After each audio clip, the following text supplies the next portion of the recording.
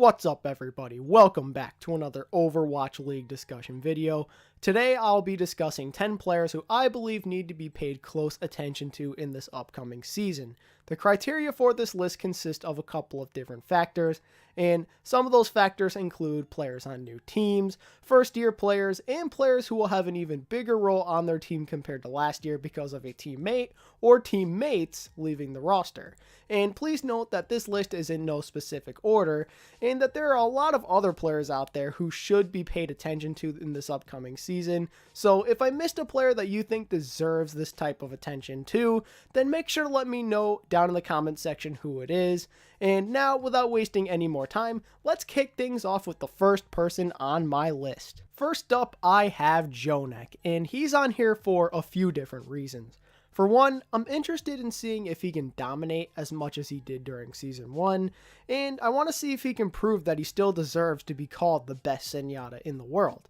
And he also has a spot on my list because I want to see if he can perform well enough to win League MVP for a second year in a row, and that's all I really have to say about JoeNeck. There really isn't much more to go into, so let's move on to the next player. Primal raging his way into the number 2 spot, I've got GooseWait of the Hangzhou Spark, and GooseWait is an interesting Chinese main tank prospect who turned a lot of heads with his incredible performance in the World Cup. His Winston is one of the best I've seen, and he's also pretty darn good at Reinhardt too. And I think that he'll definitely be one of the best players on his team this season. And I think he's really worth watching because how well this team performs could very well depend on his ability to make big plays. I'm very much looking forward to watching GooseWait in the Overwatch League. I'm sure he's going to do great. And with that being said, let's move on to my next spot. And at number 3, we have Effect. Effect is a superstar caliber DPS player, we all know this, and he has hard carry potential in every game he plays in, regardless of who he's facing off against. The big problem with him though is the mental barriers that he faced a lot during last season. We know that he has mental health issues, it's quite clear.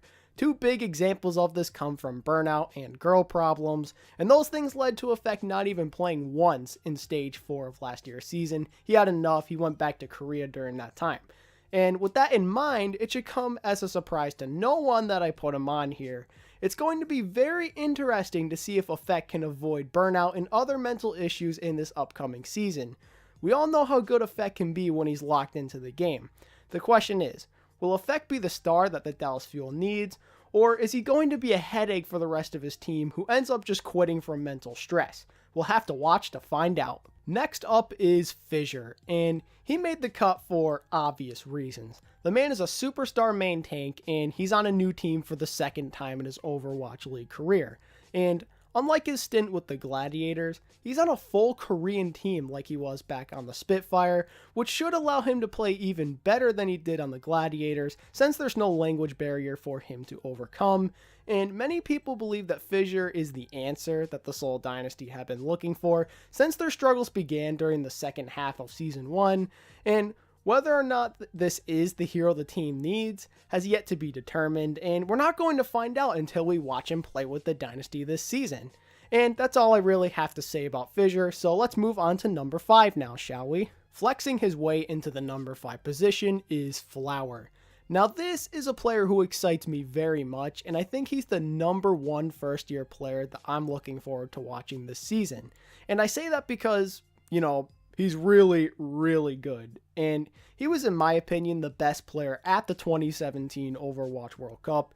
And he's super flexible, and he can play just about every DPS hero in the game, so that's a plus. He gives the NYXL some much needed versatility at the DPS position, and I'm interested to see how much of an impact he has on the team's ability to win games overall.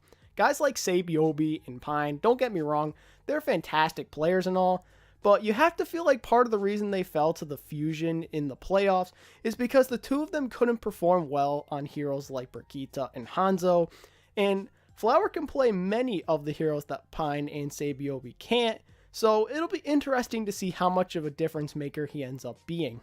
Moving on to the number 6 spot, I have Janice. I know that Janice is not the most popular or entertaining player to watch out there, but him going to a new team has caught my attention. Let's be honest, when looking at the NYXL, which was one of the best teams in the league last season, it was pretty clear that he was the weakest link on the team, and that's very unfortunate. The guy got most of his playtime on hybrid maps such as Hollywood and Blizzard World, which shows that the NYXL were unwilling to let him play on a lot of the other different map types, so he saw little start time, and they saw him more of just a map specialist, if you will. And Janice being released shows that the NYXL, again, they don't really care about the advantages he brings on hybrid maps, and it clearly means that they see Mano as the better tank player, and now Janice has an opportunity to prove both his doubters and his former team wrong by performing well on the Washington Justice and showing that he deserves to be a starting main tank in the Overwatch League. So I definitely think that is worth looking out for. We need to pay attention to Janice to see if he's able to prove all of his haters wrong. That's enough about Janice though. Up next at number 7, I have Bunny/KSF.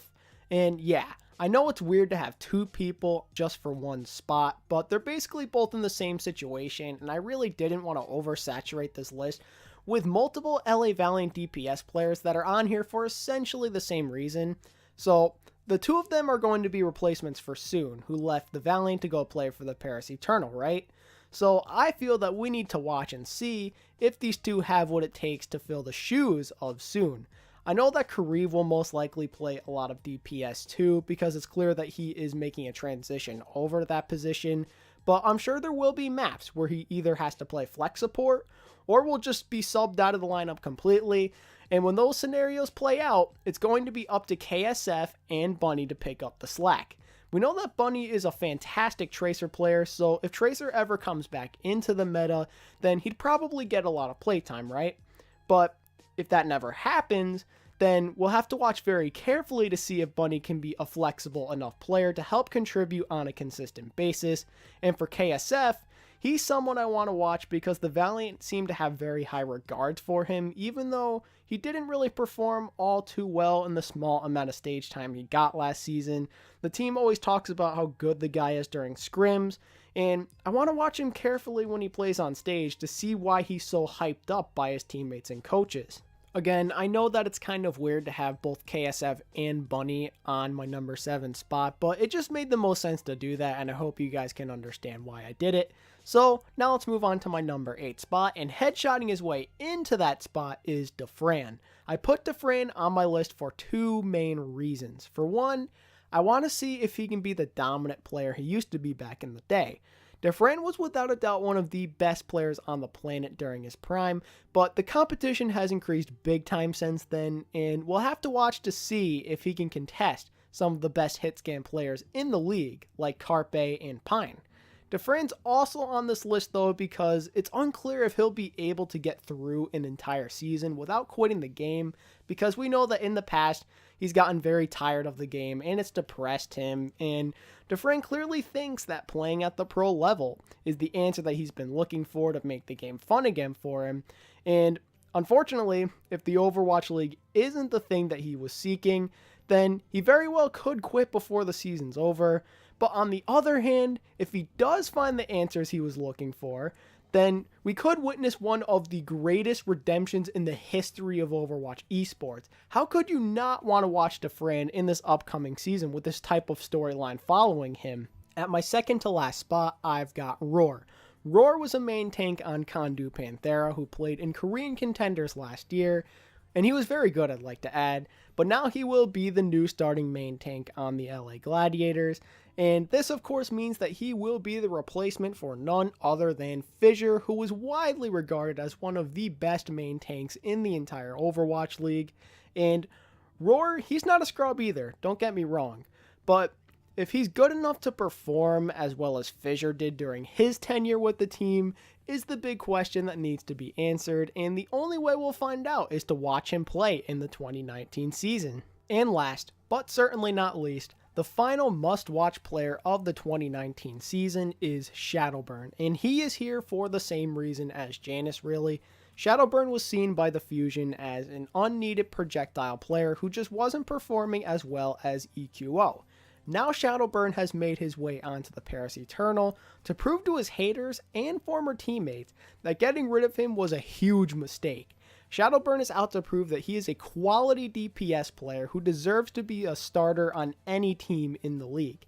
Byrne, unfortunately, will really have to pop off this season, or could very well be the last time we ever see him play in the league. There weren't many teams who were interested in signing Byrne during the offseason, and if he isn't a major contributor on the Eternal, then all the teams in the league could just see him as a washed up player who just isn't good enough anymore. For those reasons, I think it's crucial that we keep a close eye on Byrne and watch as many games of him as humanly possible in this upcoming season, and that wraps up my top 10 must-watch players in the 2019 Overwatch League season.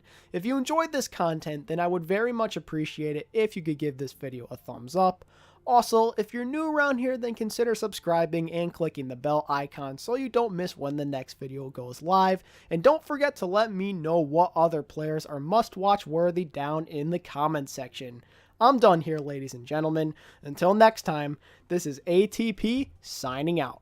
Peace.